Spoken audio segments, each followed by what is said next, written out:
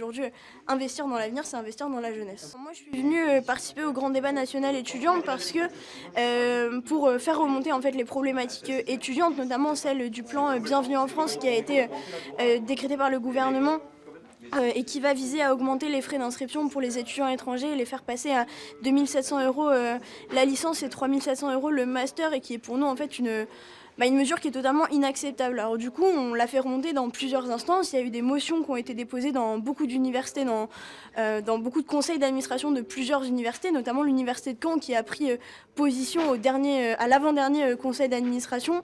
Il y a eu même des universités qui ont décidé de prendre en charge en fait la différence de frais d'inscription pour que ça ne pénalise pas les étudiants. Et en fait, on a même des résultats qui nous arrivent aujourd'hui. Par exemple, donc l'université de Paris 8 en Seine-Saint-Denis qui observe une baisse une demande d'inscription qui est divisée par 8 depuis, par rapport à l'année dernière à la même époque. On passe de 800 demandes l'année dernière en février à 100 demandes cette année. Donc ça prouve bien que c'est pas du tout en fait un plan qui va améliorer l'attractivité de l'université de France. Et on a un gouvernement qui maintient son cap, alors que même pour l'une des premières fois, on a vraiment l'ensemble de la communauté universitaire qui se mobilise, avec même la conférence des présidents des universités, donc c'est-à-dire une instance qui est quand même extrêmement importante dans l'enseignement supérieur, qui se positionne et qui dit non, même nous, on ne veut pas discriminer nos étudiants qui vont venir apprendre, s'émanciper dans nos établissements. On n'en veut pas, et pourtant le gouvernement, il maintient son cap.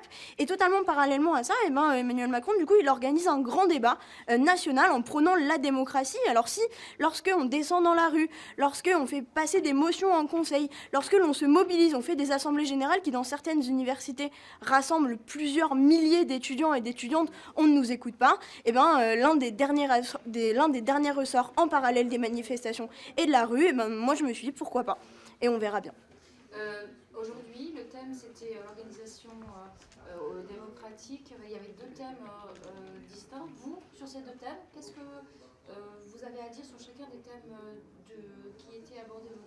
Sur la démocratie, comme je l'ai dit, du coup, nous aujourd'hui, ça fait beaucoup d'années qu'à l'université, on n'est pas entendu sur plusieurs mobilisations. Il y a eu la mobilisation de Parcoursup l'année dernière où on n'a pas été entendu. Aujourd'hui, on parle de la vie d'étudiants. On parle d'étudiants et d'étudiantes qui ne pourront pas venir étudier en France. Et si on est dans un État démocratique, alors on doit pouvoir être entendu. Et sur une question étudiante, dans un grand débat national étudiant, ça devrait être logique. Démocratie et citoyenneté, référendum d'initiative Loric, qu'est-ce que ça vous inspire, vous ? Alors moi, le référendum d'initiative citoyenne, je suis très mitigée sur la question. Je pense que c'est bien parce que j'ai l'impression qu'aujourd'hui, les citoyens et les citoyennes françaises, ils ont envie de participer à la politique. Et c'est quelque chose qui, je pense, c'était un peu perdu quand on a le taux d'abstention qui monte, etc. Le taux de vote blanc qui a monté notamment pour les dernières présidentielles. Là, le fait que les gens se disent, en fait, non, je veux donner mon avis sur les lois qui vont être votées, je trouve ça extrêmement intéressant. Par contre, on voit quand même que dans les dernières manifestations et dans les revendications, et dans les personnes qui revendiquent le référendum d'initiative citoyenne, il y a quand même une partie de la population d'extrême droite qui s'investit dans le débat. Et moi, c'est quelque chose qui me fait peur parce que si c'est pour remettre en question, faire un référendum sur la peine de mort ou sur le mariage pour tous ou que sais-je encore, non, je pense que ce référendum d'initiative citoyenne, il peut être intéressant pour gagner des droits, pas remettre en cause ceux qu'on a déjà. Qu'est-ce que vous proposez ? Parce qu'on entend beaucoup de gens dans les débats faire des constats, donner leur avis et parler d'eux souvent. Qu'est-ce que, en termes de propositions, parce que c'est quand même ce qui va devoir émerger, qu'est-ce que vous proposez ?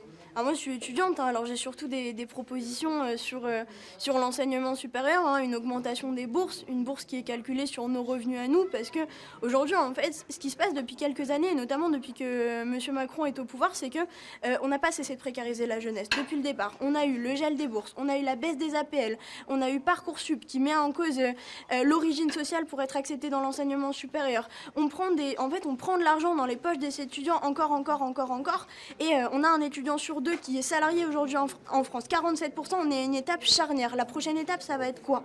On va demander à tous les étudiants et toutes les étudiantes de pouvoir travailler. Nous, en fait, aujourd'hui, on demande juste de pouvoir dormir la nuit, en fait. On ne demande pas plus de vacances, on ne demande pas des bonbons au goûter à la cafette. On demande de pouvoir étudier dans de bonnes conditions. Et aujourd'hui, quand on voit la précarité étudiante qui monte, il y a une vidéo sur les réseaux sociaux en ce moment où il y a plus de 200 personnes qui faisaient la queue à Rennes 2 il y a plus de 2 semaines pour obtenir de la viande, pour obtenir à manger, puisque les étudiants n'ont pas assez d'argent pour se nourrir correctement. Et ça, aujourd'hui, c'est grave et le gouvernement ne l'entend pas. Dans la lettre aux Français, je terminerai là-dessus, dans la lettre aux Français qui a été adressée par Emmanuel Macron il y a quelques semaines, il n'y a pas un seul mot sur la jeunesse, pas un seul. Alors aujourd'hui, la jeunesse, elle s'empare de tous les mouvements, de toutes les instances, de tout ce qu'elle peut pour se faire entendre et pouvoir étudier dans de bonnes conditions, parce qu'il faut comprendre qu'aujourd'hui, investir dans l'avenir, c'est investir dans la jeunesse.